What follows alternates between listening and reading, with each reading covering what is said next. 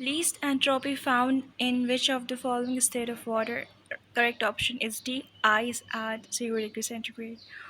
Entropy कहते हैं system की डिसऑर्डर या रैंडमनेस को, जिसकी वजह से जो है सिस्टम की एनर्जी जो है वो मुकम्मल तौर पे कंज्यूम नहीं हो पाती. चूँकि वाटर अपने आइस कंडीशन में क्रिस्टलाइन फॉर्म में होता है, उसके मॉलिक्यूल्स एक ऑर्डर्ड वे में अरेंज्ड होते हैं. दैट इज़ वाई इसकी एंट्रोपी कम से कम होती है. The energy corresponds to the given thermochemical process is labelled as. Given conditions को देखकर आप खुद समझ सकते हैं ये लेटिस एनर्जी है, क्योंकि यहाँ पर आइंस मिलकर जो है एक मुकम्मल एक सॉलिड बना रहे हैं. ठीक है, आपने ये जो देखा होगा बॉर्न हैबर साइकिल में, आपने पूरा प्रोसेस देखा होगा जहाँ पे मुख्तलिफ़ प्रोसेस से होकर जब दो आइंस अपने अपने आइंस में टूटते हैं, बनते हैं, तब जाकर वो आपस में जो है रिएक्ट करके एक सॉलिड बनाते हैं. ठीक है, which of the following change is not an endothermic reaction. तो यहाँ पे कंबस्शन ऑफ बुटेन, क्योंकि कंबस्शन एक वाहिद प्रोसेस है इस तमाम ऑप्शंस में, जो कि एक एक्सोथर्मिक प्रोसेस है. कंबशन जो है एक्सोथर्मिक प्रोसेस होता है. ठीक है, heat transfer can not be feasible across the boundary of a isolated system. आपको पता है आइसोलेटेड सिस्टम एक वाहिद सिस्टम है जिसमें ना एनर्जी बाहर से अंदर आ सकती है, ना अंदर से बाहर, और ना ही मैटर जा सकते. बाकी तमाम सिस्टम में कोई एक जाते हैं या कोई दोनों जो है एक्सचेंज हो सकते हैं. Which of the following enthalpy change is always negative. तो आपको पता है कंबशन, क्योंकि आपने पढ़ा कि एक्सोथर्मिक जो है नेगेटिव डेल्टा एच प्रोवाइड करता है, और अभी हमने ऊपर पढ़ा था कि कंबशन एक एक्सोथर्मिक रिएक्शन है.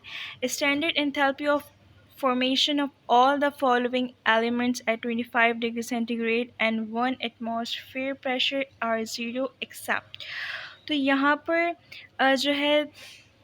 जो है स्टैंडर्ड फंक्शन एलिमेंट्स जब इनके देखे जाएं तो इनकी स्टैंडर्ड एंथैल्पी ऑफ फॉर्मेशन जो है वो सबकी ज़ीरो होती है. ठीक है, सिर्फ एक वाहिद कार्बन का एक एलोट्रॉपिक फॉर्म है जैसे डायमंड कहते हैं, और फास्फोरस का भी होता है, जैसे रेड फास्फोरस जो है उसका भी ज़ीरो होता है. ठीक है, तो यहाँ पे डायमंड का प्रेशर जो है वो ज़ीरो है. अब नेक्स्ट पढ़ते हैं. In the equation of first law of thermodynamics delta E equals to Q plus W. Q कहते हैं यहाँ पर जो हीट प्रोवाइड की जाती है, डब्ल्यू यानी work done. The property which depends upon initial and final state. तो आप देख सकते हैं यहाँ पर जो ये दो चीज़ें हैं क्यू एंड डब्ल्यू, ये तो स्टैंडर्ड एलिमेंट्स हैं. ठीक है, एक चेंज इन डेल्टा का मतलब ही क्या होता है, ये जो डेल्टा शो हुआ हुआ साइन, ये जो साइन आप देख रहे हैं, इस साइन का मतलब क्या है कि यानी कोई चीज़ चेंज हुई है, इनिशियल से फाइनल में आई है. दैट इज़ वाई हमने यहाँ पर डेल्टा ई लिखा है. ठीक है, which statement is incorrect. So option B, for constant volume process delta E equal to Q, क्योंकि हम जानते हैं कि क्यू ज़ीरो हो जाता है.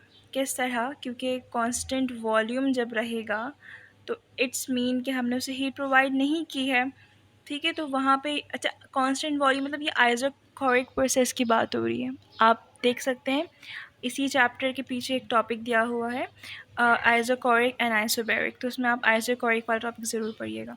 इन a thermochemical process no work is done if the system is kept at constant volume. अच्छा, constant volume पे क्यों, क्योंकि आपको पता है पी डेल्टा वी एक फार्मूला है. जब डेल्टा वी ही ज़ीरो होगा कांस्टेंट वॉल्यूम ना, तो फिर पूरा जो है क्वेश्चन ही जो ज़ीरो हो जाएगा. तो इस मीन्स कि उसका कोई वर्क डन परफॉर्म ही नहीं हुआ, क्योंकि work done equals to P delta V. Volume is a state function, यहाँ पे मैंने उसका रीज़न लिखा है, depends on current state and not how system arrive at the state. Volume जो है अच्छा ऑप्शंस पहले देखते हैं. इंटेंसिव प्रॉपर्टी नहीं हो सकती क्योंकि एक्सटेंसिव प्रॉपर्टी है. बाकी पाथ फंक्शन उसको कहते हैं जो कि पाथ फंक्शन उसे कहते हैं जो कि पूरा मतलब उसको प्रोसेस की नीड होती है कि यहाँ तक वो किस तरह पहुँचा है, यहाँ तक किस तरह पहुँचा है, तो उसे पाथ फंक्शन कहते हैं. ठीक है, कॉलिगेटिव प्रॉपर्टी भी नहीं हो सकती है. तो बचा कौन, ऑब्वियस बात है स्टेट फंक्शन, क्योंकि ये स्टेट को at that point, at particular point, at certain point वो उसे डिफाइन कर देता है. Thank you so much. फिर मिलते हैं अगली वीडियो में, तब तक के लिए अल्लाह हाफिज़.